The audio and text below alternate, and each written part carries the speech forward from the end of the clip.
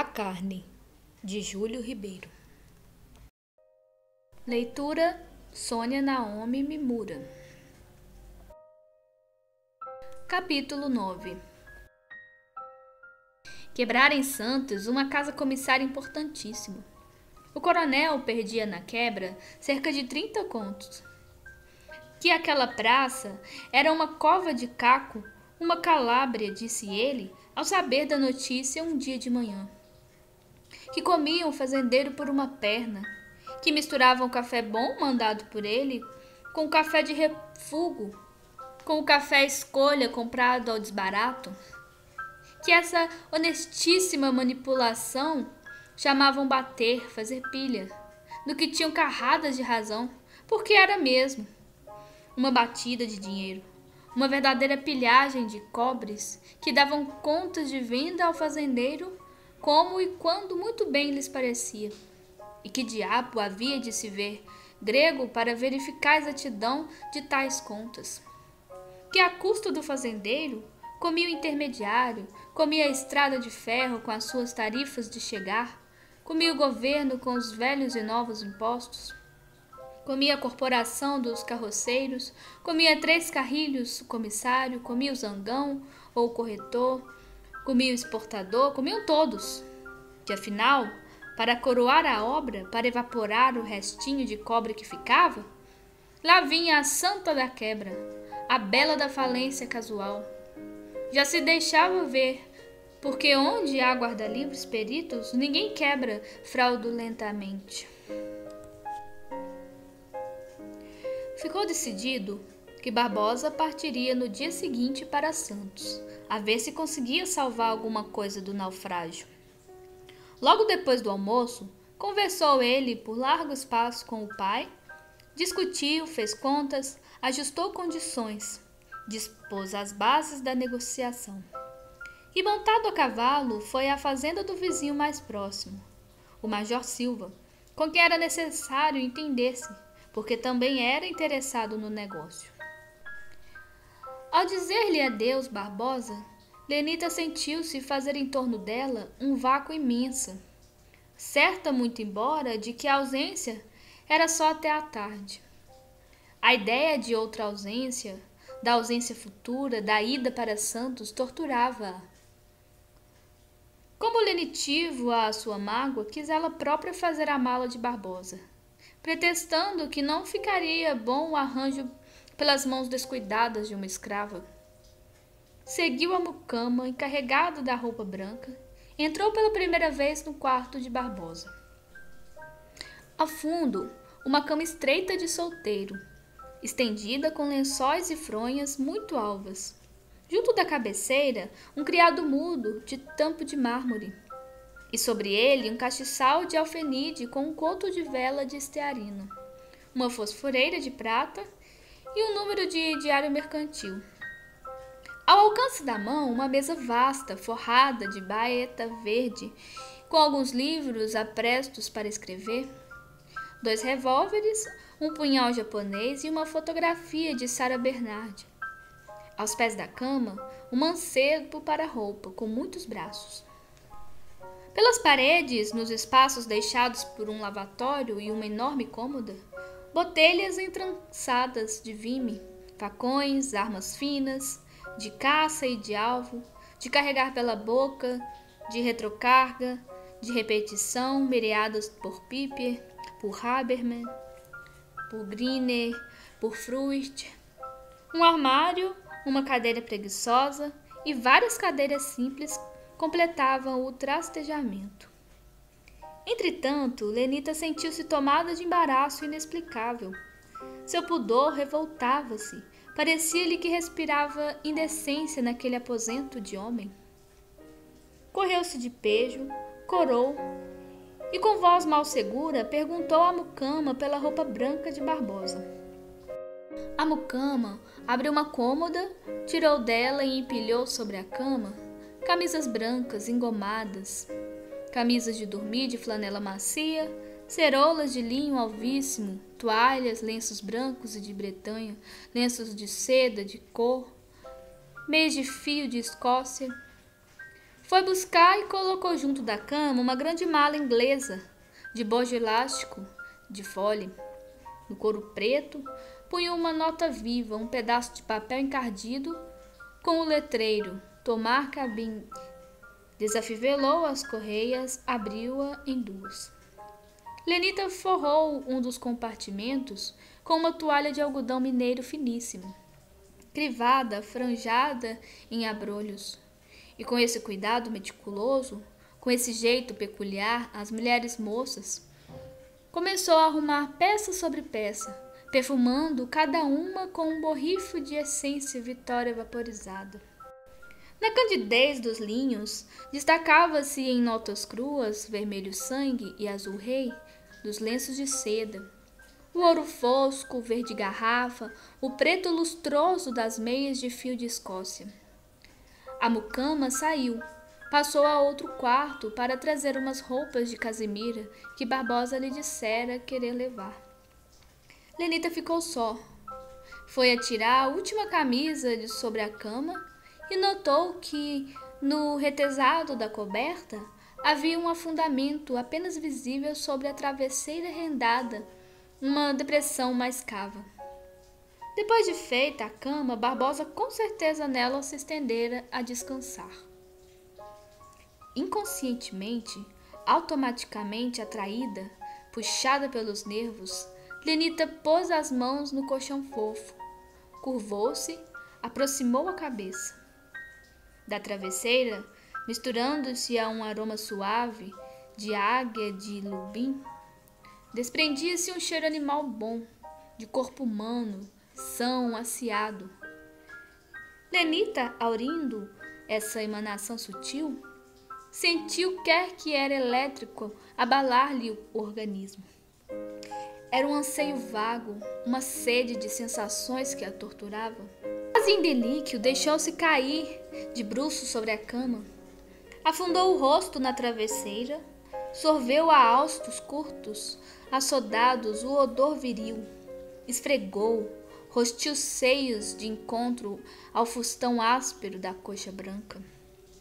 Sentia-se quase o mesmo que sentira na noite da alucinação com o gladiador. Um prazer mordente, delirante, atroz, com estranhas repercussões simpáticas, mas incompleto, falho. Trincou nos dentes a cambraia da fronha, gemendo, ganindo em contrações espasmódicas. Ei, gritou a mucama, que entrava, Sinhazinha está com choque. E atirando sobre a cadeira a roupa que trouxera, correu para ela. Ergueu-a nos braços, sacudiu-a com força. Lenita acalmou-se sem demora, estava pálida, trêmula, tinha os olhos muito brilhantes, a boca pegajosa, a fala travava. Não é nada, disse. Foi uma vertigem, já passou. Vá buscar um copo d'água. Sinhazinha, ponderou a mucama. O que lhe fez mal foi o cheiro forte do vidro que Vosuncê estava pondo na roupa. A mim também me tonteou. Cuidado, e saiu. À tarde, Barbosa, quando voltou da fazenda do Major Silva, estranhou a Lenita. Ela não o procurava, não lhe falava, mal respondia às suas numerosas e reiteradas perguntas. Contra o costume, recolheu-se cedo, antes da ceia, pretextando o incômodo. Barbosa despediu-se do pai e da mãe. Não os queria ir acordar de madrugada e contava partir antes de amanhecer. Entrou para o quarto, mas não pôde dormir. A viagem que tinha de fazer contrariava-o imenso. Não sabia como passar ausente de Lenita. As poucas horas que estivera na fazenda do Major Silva tinham-lhe parecido eternidades. Viera a galope, e mais, para coroar a obra, a modos bruscos da moça, acabou de arrumar a mala. Sim, senhor, disse. A Marcianita arranjou tudo isso muito bem. Está admirável, até com gosto, com arte. Mas onde diabo foi ela buscar essência Vitória? Cheira que é uma delícia. Fez jus a 5.000 réis. Há de tê-los. Tirou do armário uma garrafa de conhaque. Bebeu um cálice, acendeu um charuto. Entrou a pensar. Que teria Lenita? Teria adoecido assim de repente? Regras, aquilo de certo eram regras. Lota mulher em útero. Bem, disse Valdemar. Mas não era que estava mesmo apaixonado pela rapariga? Tinha graça.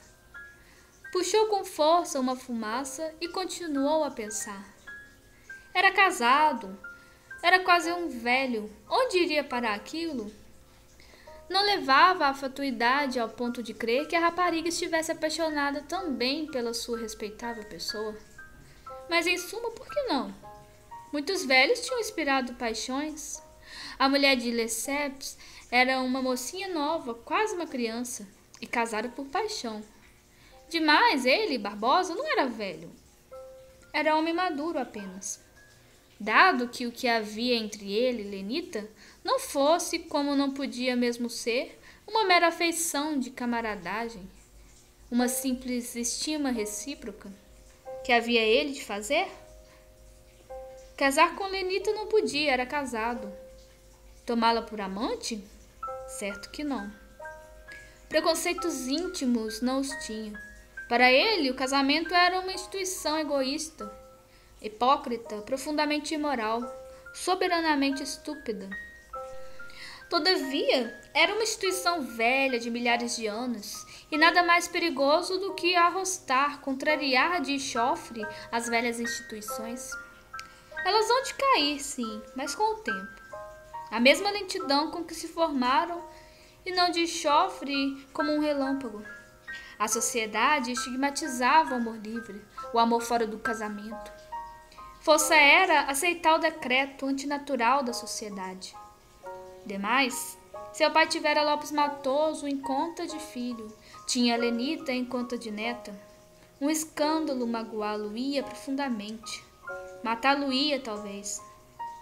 Sentou-se junto à mesa, quebrou em um cinzeiro a cinza do charuto, apoiou o cotovelo do braço esquerdo sobre o joelho correspondente, encostou a cabeça no rebordo interno da mão, engolfou-se em cisma, tirando fumaça sobre fumaça. Após largo espaço, ergueu-se, atirou fora a ponta do charuto, entrou a passear nervoso de um lado para o outro. Não! Exclamou de repente. É preciso que isso acabe. Há de acabar. Deitou-se. Às 3 horas, ergueu-se sem ter conciliado o sono. Chamou o pajem, mandou encilhar os animais, lavou-se, vestiu-se, calçou as botas, calçou as luvas, envergou o guarda-pó, pôs o chapéu, tomou às pressas uma xícara de café que uma preta lhe trouxe, saiu, montou a cavalo e, acompanhado pelo pajem, seguiu a jornada. Lenita também não dormira. O cheiro humano masculino que respirava na travesseira de Barbosa fora realmente um veneno para os seus nervos. Sentia-se de novo presa do mal-estar do histerismo antigo. Tinha anseios, tinha desejos, mas anseios, desejos acentuados, visando o objetivo certo. Ela ansiava por Barbosa, ela desejava Barbosa. A seus olhos avultara ele, tomara proporções novas, realizara-lhe o ideal.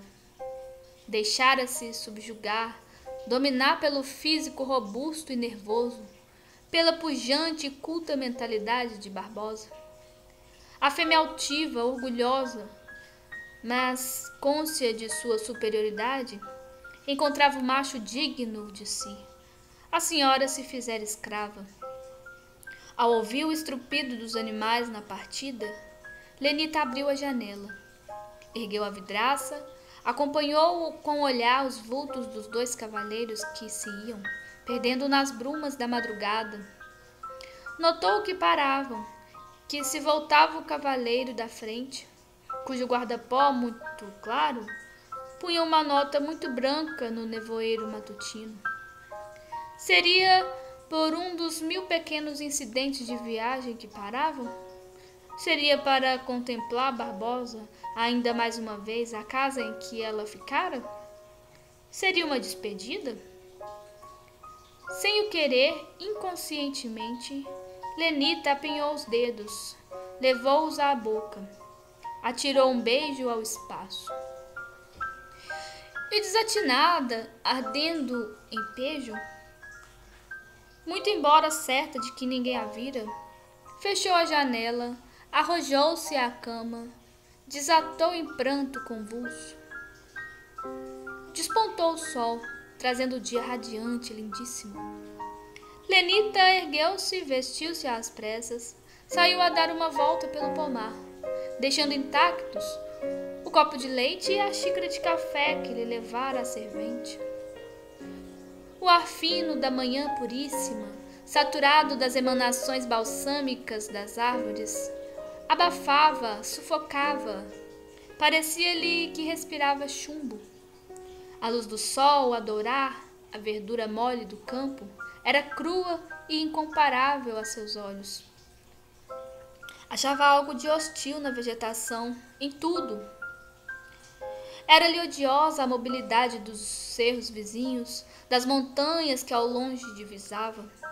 Um terremoto, um cataclismo que desmoronasse as serranias, alteando os vales, derramando os rios, convulsionando tudo, iria muito melhor ao seu estado de espírito do que essa calma da natureza, bárbara, estúpida.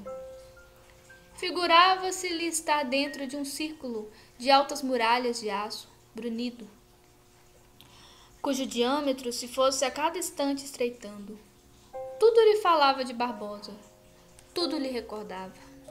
Aqui era a laranjeira cravo, junto da qual vira como em um avatar, como em uma transfiguração, risonho, franco, comunicativo, sob o aspecto que em um momento a cativara. Ali era um grupo de ameixeiras, que servira de assunto a uma preleção botânica industrial. Lembrava-lhe muito bem a ameixeira da Índia, a ameixeira do Canadá. Nomes impróprios, origens falsas. A árvore é autóctone da China e do Japão, onde vive em estado selvagem. E a Eriobótria mespilus japonica está destinada a um grande papel no futuro, quando esse país se tornar industrial. A geleia que produz não tem competidora, e a sua aguardente, coobada, levará de vencida a famosa Kirschwasser. Além, era um renque de ananaseiros, um cujo respeito à exposição luminosa e fácil de Barbosa lhe tirara muitas dúvidas.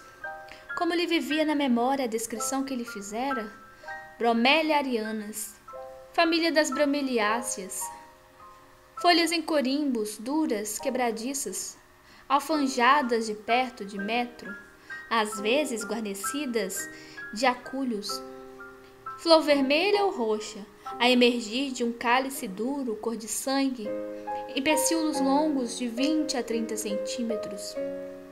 Fruto lindo, pinhiforme, verde, branquicento, dourado, vermelho, constituído por uma série de bagas em hélice, soldadas unificadas umas com as outras, em escamas orladas de pequenas folhas escarlates, coroado tudo por um penacho espinhento. Abacaxi, nanã, macambira, honore, huaca, achupala, naná e acua. Chamava-se no continente sul-americano essa fruta adorável que em 1514 Fernando o Católico declarou na Espanha a primeira fruta do mundo. Gonçalo Hernandes, Larry e Benzoni descreveram-na em suas obras. Cristóvão Acosta deu-lhe o nome que hoje tem. Conta nada menos de 8 variedades. Penetrou na África até as margens do Congo, na Ásia até o coração da China. É soberbo em Pernambuco, mas onde atinge a perfeição em forma, em aroma, em gosto, onde chega a ser divino, é no Pará. Ainda além, um mamoeiro. E Lenita sacudiu a cabeça, interrompendo, desesperada, o seu curso de ideias, os ensinamentos de Barbosa. A sua erudição, o que ela reproduzia, mais lhe acendrava o desalento da saudade. Não o podia crer ausente. Ele lá estava, lá devia estar na sala do coronel, a arranjar um aparelho elétrico desmanchado, ou na varanda, a procurar em grossos léxicos uma raiz grega ou sânscrita. Sim, lá devia estar dentro, fazendo uma das coisas do costume. Quem sabe se precisava dela para o ajudar? E correu. Antes de chegar no portão, parou. Tolices! Barbosa estava longe. Partira. Ela ouvira partir. A essa hora já tinha andado umas 2 léguas, 6.000 braças, 13.200 metros. Cada minuto afastava-o dela 110 metros. No outro dia, às 6h10 precisamente, da tarde, deveria estar em Santos, a 45 léguas, a 13 quilômetros, a 13.000 metros.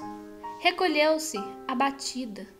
Mal almoçou, jantou ainda pior. Ao entardecer, quando o sol, no descambar, derramava sobre a terra torrentes de luz amarela, suave, cor de ouro velho, projetando ao longe gigantescas as sombras dos animais, das árvores, das casas, dos cerros, Lenita, com o peito opresso, ao arfar em fôlegos curtos, foi sentar-se em um bosquezinho denso de amoreiras, sobre um alcantil à beira do ribeirão. Oculta pelo tamanho da folhagem, ela abrangia um vasto trato de terreno no arco de círculo percorrido pelo raio visual. Na verdura veludosa do pasto, punham notas fortes grandes vacas muito pretas, malhadas de branco. Um touro andaluz vermelho mugia ao longe, escarvando a terra. Um rebanho de ovelhas fuscas de cabeças e pernas muito negras passia irrequieto. As cambriolas tosando a grama aqui e ali. Quase a seus pés, sob o alcantil das amoreiras, o riacho espraiava-se em uma corredeira rasa, sobre fundo de seixinhos alvos. Um capão de mato ralo começava à beira da água, indo morrer a pequena distância. Lenita contemplava o amplo cenário, abstrata, distraída, imersa em cisma, olhando sem ver. Um mugido fero ao perto chamou-a à realidade. O touro tinha se aproximado de uma vaca muito gorda, cuja cria, terneira alentada, pastava já longe, deslembrada quase da teta. Chegara-se farejando, ansioso, cheirava o focinho da vaca, cheirava-lhe o corpo todo. Erguera a cabeça, expirando ruidosamente o ar, mostrando no arregaçar luxurioso da beiça a gengiva superior, desdentada. Soltara um berro estrangulado. Fora o que Lenita ouvira. O touro lambeu a vulva da vaca com a língua áspera, babosa, e depois, bufando com os olhos sanguíneos esbugalhados, pujante e temeroso na fúria do erotismo, levantou as patas dianteiras. Deixou-se cair sobre a vaca, cobriu-a, pendendo a cabeça à esquerda, achatando o perigalho de encontro ao seu espinhaço. A vaca abriu um pouco as pernas traseiras, corcovou-se, engelhou a pele das ilhargas para receber a fecundação. Consumou-se, esta em uma estocada rubra, certeira, rápida. Era a primeira vez que Lenita via, realizado por animais de grande talhe, o ato fisiológico por meio do qual a natureza viva se reproduz. Espírito culto, em vez de julgá-lo imoral e sujo, como se praz a sociedade hipócrita em representá-lo, ela achou-o grandioso e nobre em sua adorável simplicidade. Um assobiar requebrado e terno que se fazia ouvir no riacho fê-la voltar para esse lado. Olhou.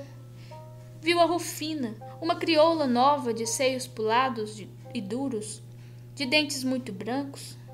Chapinhava na água rasa da corredeira, de cabeça alta, risonha, erguendo as fraldas muito alto, descobrindo-se até o pubis, mostrando as coxas grossas, musculosas, de um negro mate arroxado.